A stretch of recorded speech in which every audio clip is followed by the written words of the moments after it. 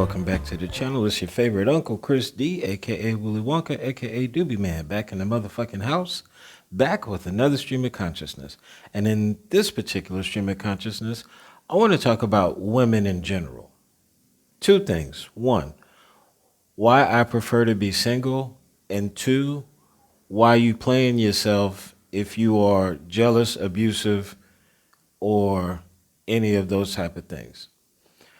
One thing that I notice is I get a lot of videos in my algorithm about these cases, whether it's here in the Dominican Republic where it'll be like, excuse me, it'll be like Fulano catches his girl at the bar, so he stabbed her 3 times. Like, God damn. Or in one case, a shorty was at work. The nigga was mad that his girl was working and had got a promotion recently, showed up at her job, killed her, shot her. Number one, what you can't do is control the mind of a woman physically. There are many ways to manipulate women, whether it's through verbal abuse. Ain't nobody gonna ever want you. You lucky you with me. I'm the only one gonna ever want you. Look at you, you ugly, you fat, da da da da da da. Even if she not.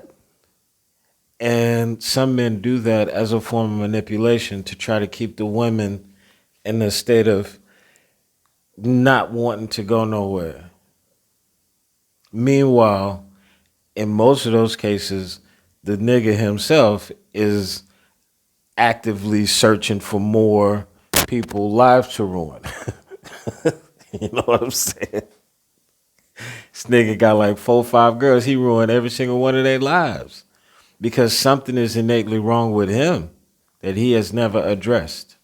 I really do feel like once you get to a certain age and you have had many experiences, at some point, having sex stops being about conquering and becomes more about the connection.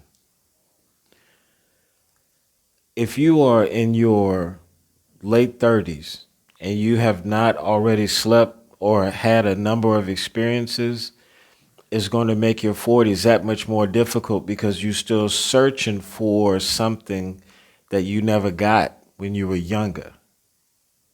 That's what I feel like when I see a lot of these videos of quote unquote passport bros. I feel like a lot of them brothers, not just brothers, white boys too, all races, because passport bros is not inclusive to black men. I feel like a lot of them never got what they needed from relationships in their 20s and 30s. That could be a byproduct of what America became after Obama left president, because that was the last time I was really involved in any type of dating scene involved in the United States. And even then, let's just be straight up. Before I came to the Dominican Republic, I'm going to be 100. I was using certain websites to contact people to come through. You know what I'm saying? I mean, shit, the Texans win. I ain't had no girl at the time. Let me call up my little friend and, pay her for her time. I did not like that because I always felt like I was better than that. But in that moment, I couldn't stop it. I could have stopped it, but mentally, I was locked into that shit. And then it became to the point to where I needed one 2, 3 o'clock in the morning. So now I got to burn off in my new car that I had just got to go meet up with some stranger in some hotel that I ain't never been at. I could have been killed. I could have been kidnapped, stabbed, shot, beat. That could have been my story. Fortunately, I found the Dominican Republic and decided that I didn't want that anymore, that I had to go back to what I knew better, which was before I had started getting involved in all that play, pay for play type shit that I had been experiencing my last year living in the States. I was like, clean slate. I'm just gonna wipe it clean and start from, what I know. And that's what I did. And that was how I met the people that I met. And that was why when I was doing Caribbean Conquest, I was able to speak from that place because I had lived that life and I had decided mentally to change. These type of brothers that are coming here looking for love and affection and paying for it, all I'm saying is that I feel like those brothers need to address whatever it is within them that's making them want to do that. That's not the same type of brother that beats and abuses the women. Different types of brothers. Both of these brothers, two different guys, but both of them are hurting, but for different reasons. A man that would sit up there and put his hands on a woman as a form of control is dealing with something mentally that he never got the opportunity to address. Otherwise, he wouldn't be doing it. It's just that simple. If you are the type of person where you feel your first inclination or your first thought is to do that, you have to get help. You gotta. Even if it's on a lower level of type of manipulation, whether it's you are talking bad to them, telling them that they ain't shit and all that type of stuff, that's just as abusive. It's not just as different levels of abuse, but still abuse. You got to deal with that. You got to find out what it is within you that's causing you to be that way in your relationships. What I'm preaching and what I'm talking about in 2026 is brothers getting the help that they need in order to be the best versions of themselves. You can't be the best version of yourself if you hate the woman that you with. And so in my opinion, and I've been feeling like this since basically COVID, because during COVID, I was living my best life. I was doing classes all day, working from home, getting paid. I had like 6 classes.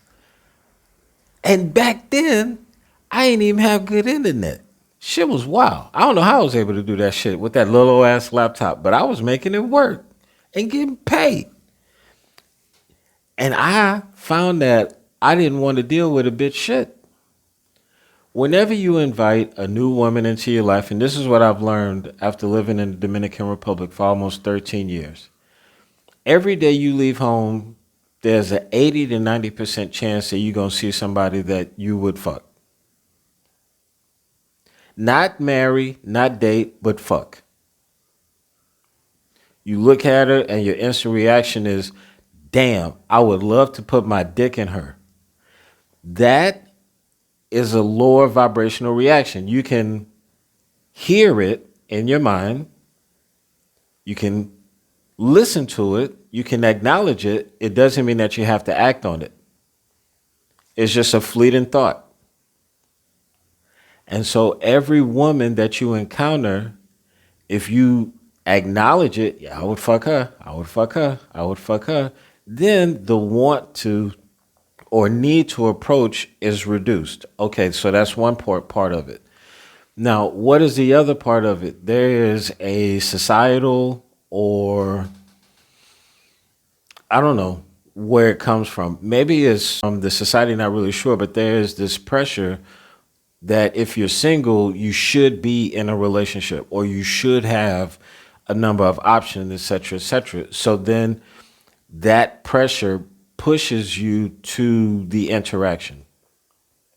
So then if you acknowledge that and recognize that, you can pull that out too. It just lowers the opportunity for you to put yourself in a position to where you are inclined to allow the worst part of yourself to take over. Because if you see that ass and some yoga pants and you step to her and she's married, but she give you the phone number, so then you still trying to hit, And then what's the end result of that? It's just all bad. Another thing that I think brothers have to start thinking is, or another way of thinking is, you always have to explore every potential eventuality of any decision that you make. That's impossible to do. But what you can do is, let's say you get a girl phone number. You get the phone number. Right there, you should start doing a little small mini investigation to see whether or not she would even be cool in your circle, or if she would be able to adapt to the type of life that you are living. And so then you do your little investigation. I'll give you a good example. I'll wrap it up with this story about a shorty recently that I met, kicked it with, and then ended up ghosting after. All right, so I met this shorty, but she was a little bit older, like my age, like 41, 42, real cute, nice, attractive woman, you know what I'm saying, bags, etc., etc. Come to find out, she has a really good job. She does real estate for a company in the Dominican Republic, and part of her job allows her to travel to all over the island, Punta Cana, Cap Cana, for the purposes of reporting on the hotels. So then that way, when she gets clients, she can recommend, and then she got good information about it. I mean, for me, that's a pretty good job, because she getting paid to basically go to these hotels and live it up, do all the activities and shit. But also she's very busy. So I wasn't tripping on that. So here's where the issue came in with her. We had gone on maybe 2 or 3 dates. And now I'm at the point where, like, yeah, it's time to, you're going to come through. You're going to let me hit, right? I mean, you don't outright say that, but, I mean, it's what we're doing, right? And so then, like, during that conversation, I noticed that her son was in the room, too. And she had me on speaker, and we was doing, like a WhatsApp video. And I'm like, yo, I got some stuff I want to talk to you about. You mind, like, taking me off the... You know what I'm saying? And she was like, no. Whatever you can say to me, you have to say in front of my son. I was just like, all right, bet. Well, whatever. And so then I was like, you coming through tonight, right? She was like, how dare you? And she had this attitude. And so then that led to us having like this long conversation about whether or not she had ever dealt with black men before. And she had. And so shorty was dating a 56-year-old black man. I would imagine that if this nigga 56, 57, he probably got a whole ass family. And so he was paying her bills. And so then in her mind, she wasn't going to give me no pussy unless I took on that responsibility. And I was like, bitch, what the fuck is you talking about? So in my mind, immediately I could foresee a future where I'm a simp in that case. I'm paying shorty or giving her money, and is taken away from my ability to do other shit that I want to do. That don't sound like fun. I just stopped sending her messages. I was just like, yeah, nah, it ain't even that serious. Like, I know if I pursue this, I can get the pussy, but at what cost? Is the what they say, is the orange worth the squeeze? Is the juice worth the squeeze? No, it's not. So I just stopped messaging her after that. I never hit. You know what I'm saying? Like, you have to be able to walk away from any situation that you encounter, whether it's being tempted to abuse someone, hurt someone, or just be toxic. Try to choose a better way of doing things. And if you do, you'll feel better, and your life ultimately will also be better. All right, that's all I got for this particular episode. Thank y'all so much for tuning in. If you made it to the end of the video, leave a fire emoji in the comments. Thank y'all so much for tuning in. We'll check you out on the next one. Keep your head up, stay down, and stay out of trouble. Until next time, we out. Peace.